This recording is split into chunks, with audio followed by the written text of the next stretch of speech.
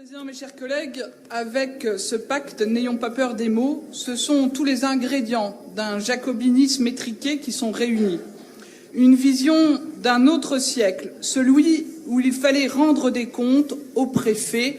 Là, on nous demandera de rendre des comptes 2 fois par an.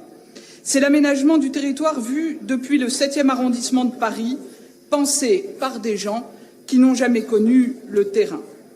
Monsieur le Président, aujourd'hui, et même le Conseil constitutionnel l'a souligné dans le cadre de la loi de finances, c'est l'élan même de la décentralisation qui est brisé.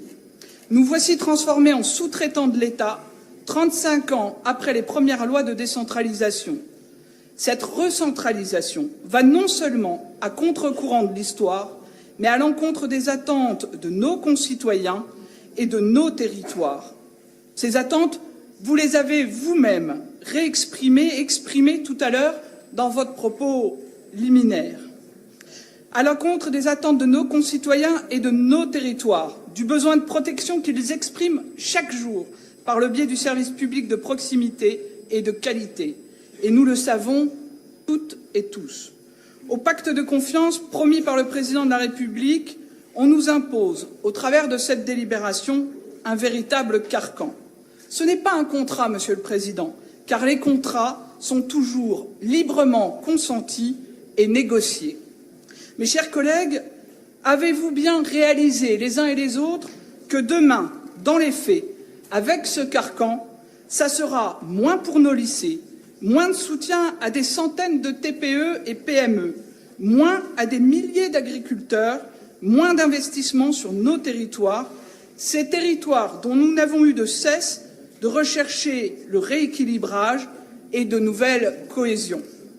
Et demain, ceux qui auront à répondre devant les concitoyens, ce n'est pas le Président de la République, mais c'est bien vous, nous, élus régionaux.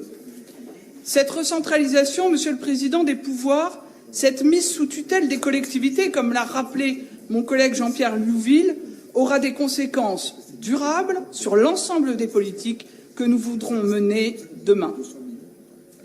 Vous nous l'avez rappelé, ce gouvernement veut visiblement la fin de la libre administration des collectivités inscrites dans la Constitution, alors même que ces dernières portent, et je veux le rappeler, 70% de l'investissement public dans ce pays.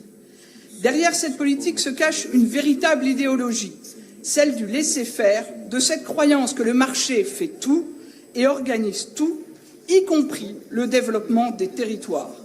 C'est la fumeuse théorie du ruissellement, nouveau veau d'or du XXIe siècle, à laquelle nous sommes tous priés de croire.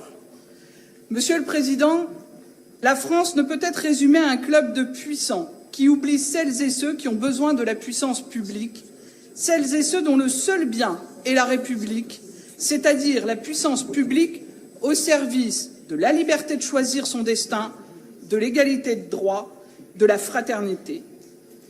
Alors oui, résolument, absolument, la puissance publique doit être présente en proximité et non en capillarité pour permettre à chaque citoyen d'être digne, d'avoir son libre arbitre, de croire en soi et de croire dans l'autre. Bref, d'être un citoyen debout, libre, responsable et confiant.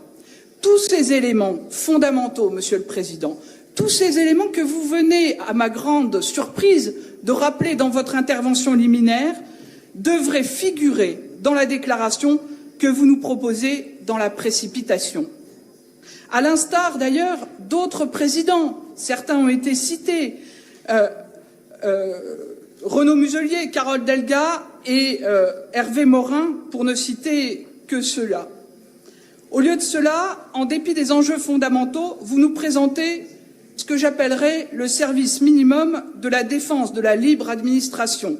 Une délibération qui, dans les faits, cherche plus à concilier les équilibres de votre propre majorité qu'à affirmer fortement une prise de position politique. Une délibération qui tient du vœu pieux, celui d'enjoindre l'État, le gouvernement, à respecter sa parole.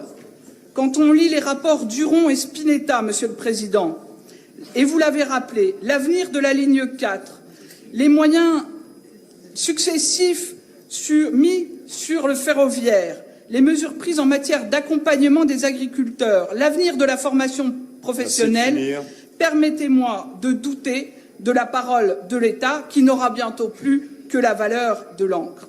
Nous aurions attendu une délibération, celle qui aurait consisté à réaffirmer que le projet régional ne peut pas être bâti au service de quelques-uns, mais bien du plus grand nombre, qu'à l'inverse d'une vision autoritaire, parisienne et comptable du territoire français, la région demande à ce que son rôle soit confirmé au quotidien, que les moyens de son autonomie financière doivent être simplifiés, que vous réaffirmiez, j'en finis, enfin, que ce qui renforce nos territoires renforce la France et réciproquement. Merci de finir. Merci. Juste...